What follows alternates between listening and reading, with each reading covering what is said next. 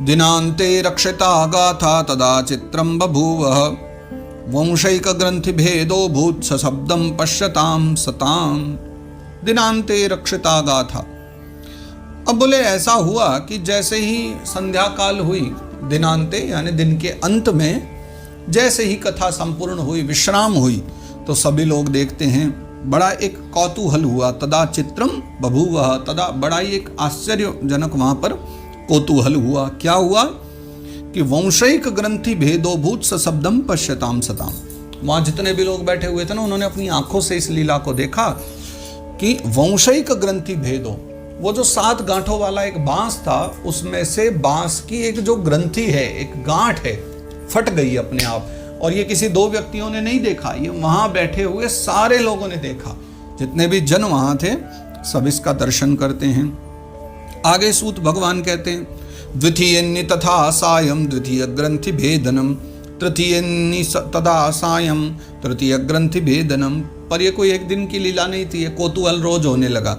द्वितीयन्नि तथा सायं, जैसे द्वितीय दिन की कथा हुई और सायंकाल हुई, द्वितीय ग्रंथि फट गई बांस की, यानी जो गांठ बनी हुई थी वो दूसरी फट गई। तृतीयन्नि तथा सायं तृतीय ग्रंथि भेदनम, तृतीय दिन हुआ, उसकी सायंकाल हुई, कथा विश्राम हुई, फिर तृतीय ग्रंथि फट गई। एवं सप्तदिनेश्चैव सप्तग्रंथि विभेदनम कृत्वा सद्वादश स्कंध श्रवणात् प्रेतताम जहो। एवं सप्तदिनेश्चैव, 7 दिन तक ये कौतूहल हुआ। नित्य कथा विश्राम होती और एक ग्रंथि फट जाया करती। तो जैसे ही 7वां दिन हुआ, 7वें दिन भी सप्तक ग्रंथि विभेदनम, वो 7वीं जो बची हुई गांठ थी वो भी फट गई।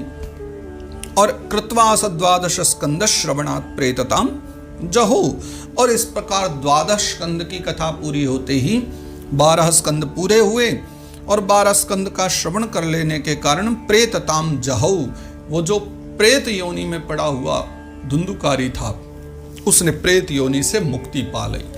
वो प्रेत योनि को उसने छोड़ दिया। उसी समय दिव्य रूप धरो जातस्तुलसी दाम मंडितः पीतवासा घनश्यामो मुकुटी कुंडलान्वितः। सूत भगवान कहते हैं कि दिव्य रूप धरो जातो, उसने बड़ा एक दिव्य रूप धारण कर लिया और दिव्य रूप धारण करके तुलसी दाम मंडितः, सबने उसको देखा कि वो तुलसी मालाओं से मंडित था, तुलसी मालाएं उसने पहनी हुई थी। पीतवासा, पीतांबर धारण किया हुआ था।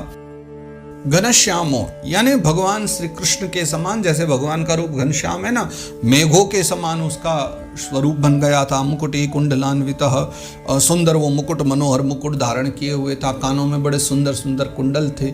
जैसा भगवान का स्वरूप है, भगवत कथा को श्रवण करके वो दुष्ट पापात्मा व्यक्ति, वो पापी व्यक्ति, धुंधुकारी भगवत स्वरूप हो गया था। ऐसा उसका स्वरूप बन गया 7 दिन तक कथा सुनने से।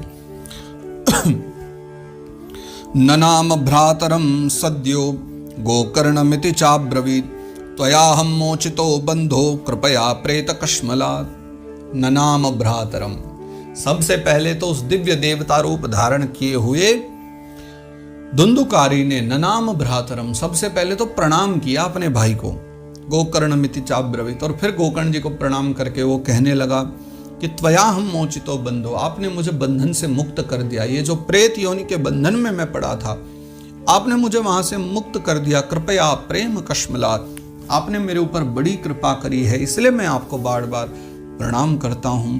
और फिर कितनी अद्भुत बात धुंधुकारी कह रहा है, धन्या भागवती वार्ता प्रेत पीड़ा विनाशिनी सप्ताहोपि तथा धन्यः कृष्ण लोक फल प्रदः। अब ये प्रेत कह रहा है वो धुंधुकारी कि धन्या भागवती वार्ता, ये जो भागवत जी की कथा है ना, ये बहुत धन्य है। क्यों? क्योंकि प्रेत पीड़ा विनाशिनी, ये प्रेत पीड़ा से मुक्ति देने वाली कथा है। जहां पर गया श्राद्ध भी कार्य न करा, वहां पर इस कथा ने अपना प्रभाव दिखला दिया। इसलिए मैं बड़ा प्रसन्न हूं कि ये प्रेत पीड़ा विनाशिनी कथा है। और सप्ताहोपि तथा धन्य है, ये हमारे जीवन के 7 दिन बड़े पवित्र हैं, हम जिनमें कथा सुनते हैं, क्योंकि कृष्ण लोक फलप्रदः, भगवान श्री कृष्ण चंद्र के धाम की प्राप्ति कराने वाले ये सप्ताह के दिन हैं। अतः सबको यह सप्ताह का लाभ ग्रहण करना चाहिए। कंपन्ते सर्व पापानि सप्ताह श्रवणे स्थितः अस्माकं प्रलयं सद्यः कथा चेयम करिष्यति।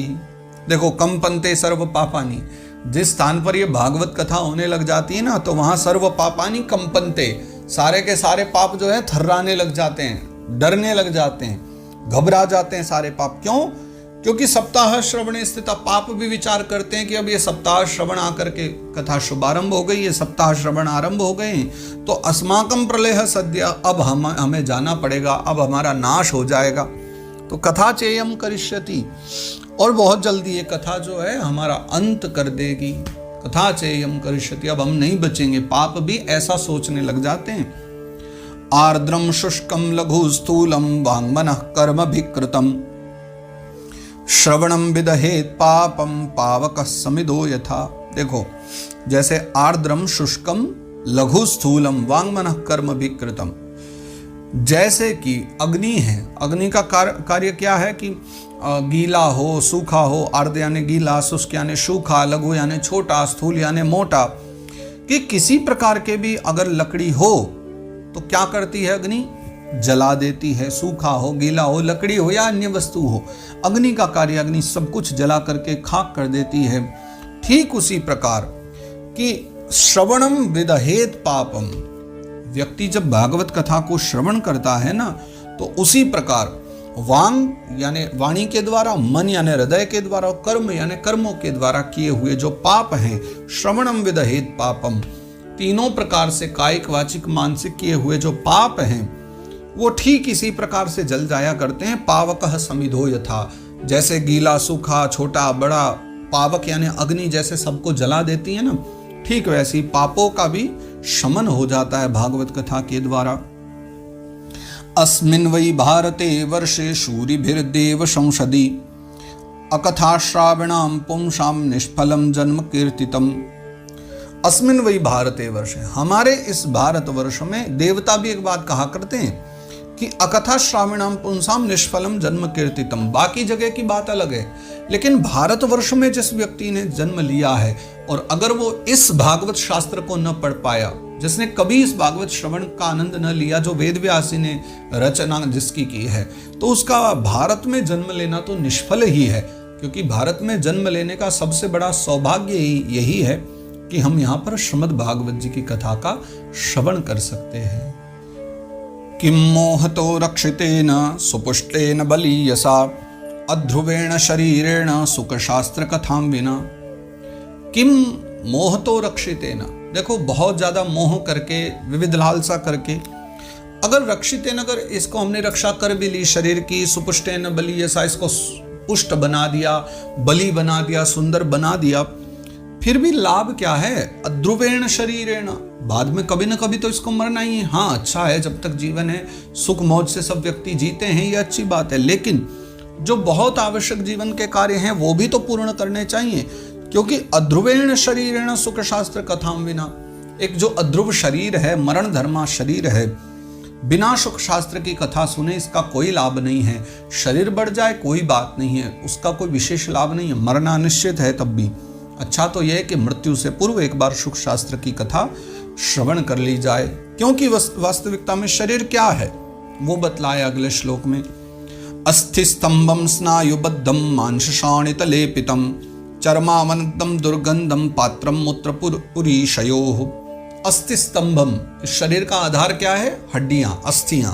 अस्थि स्तंभम, जिसके अंदर अस्थियों के यानी हड्डियों के खंभे लगाए गए हैं। स्नायुबद्धम, और स्नायुबद्ध यानी विविध प्रकार के जो स्नायु हैं उनके द्वारा ये बद्ध है, हमारे विविध प्रकार की रस्सी बना करके, ये जो नसें हैं, स्नायु हैं, उन सब के द्वारा उसको रस्सी बना करके लपेटा गया है। मांस शोणित लेपितम, और मांस आदि के द्वारा जिसका लेपन किया गया, मांस मज्जा के द्वारा जो लेपन कर दिया गया है, तैयार कर दिया है शरीर को। चर्मावनदम दुर्गंधम, बाहर से सुंदर दिखता है क्योंकि चाम बड़ा सुंदर लगा दिया गया है, लेकिन भीतर है तो दुर्गंधी वाला ही। और पात्रम मूत्र पुरीशयो हो, और है तो अशुद्ध जो सामग्री हैं उन सबसे भरा हुआ ही तो शरीर है, भीतर तो दुर्गंधी आती कुछ और अच्छा तो इस शरीर में है नहीं। तो जराशोक विपाकारतम रोग मंदिर मातुरम दुष्पूरम दुर्धरम दुष्टम सदोषम क्षण भंगुरम।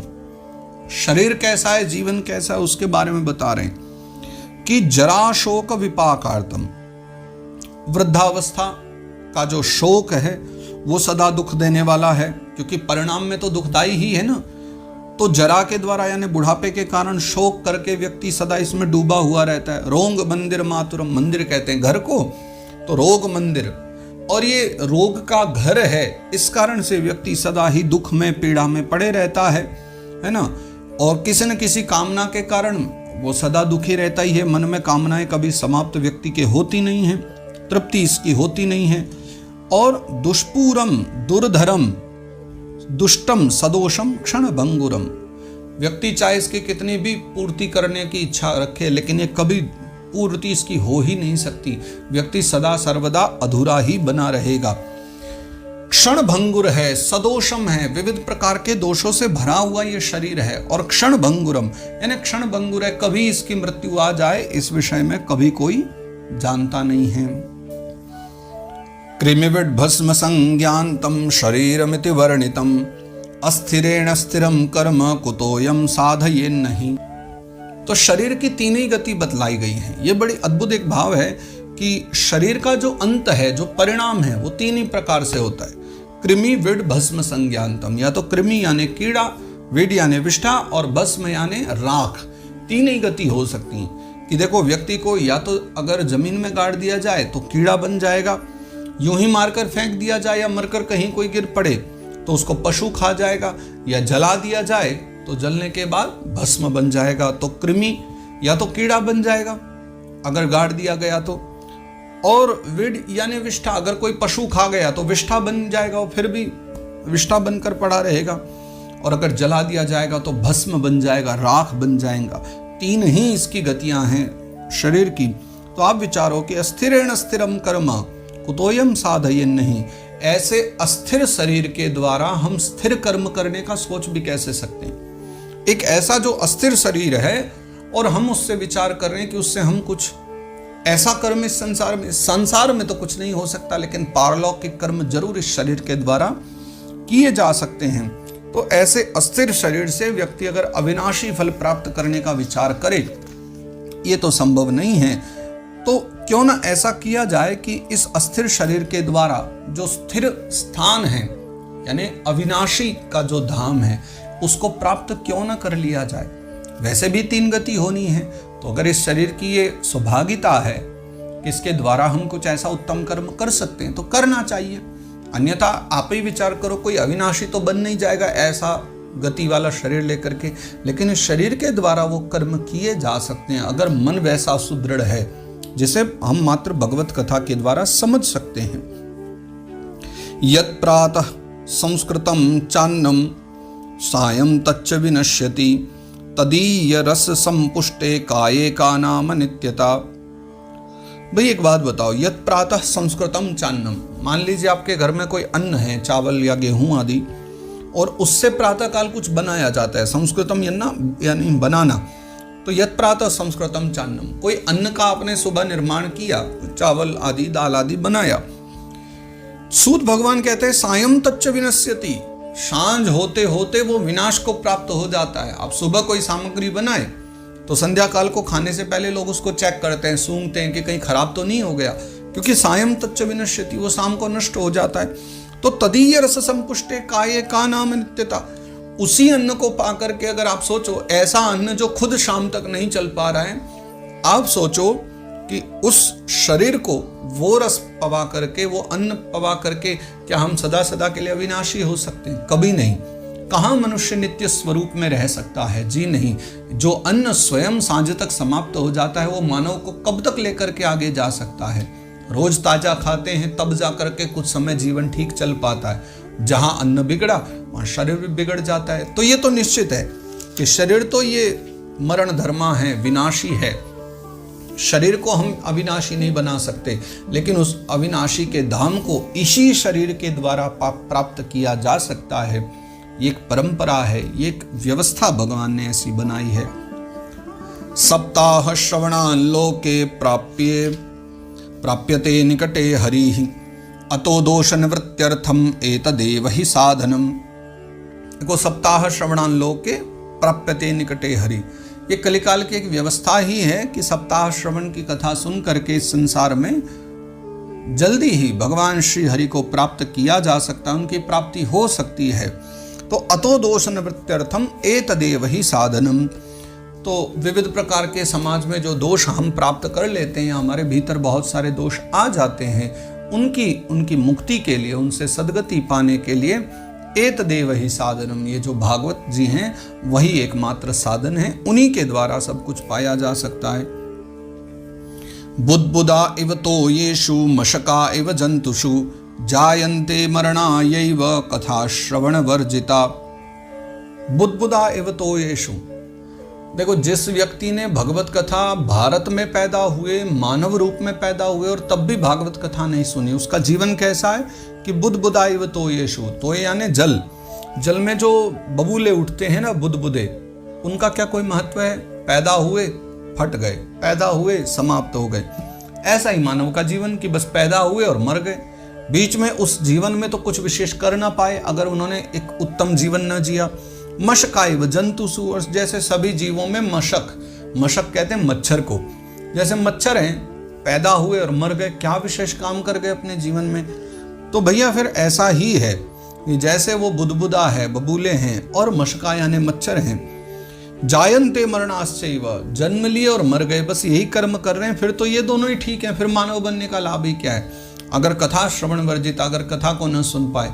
इसलिए जीवन में बहुत आवश्यक है कि एक बार कदाचित भागवत कथा का रसपान किया जाए। जड़स्य शुष्कवंशस्य यत्र ग्रंथि विभेदनम चित्रम किमु तदा चित्त ग्रंथि भेदः कथाश्रवात्।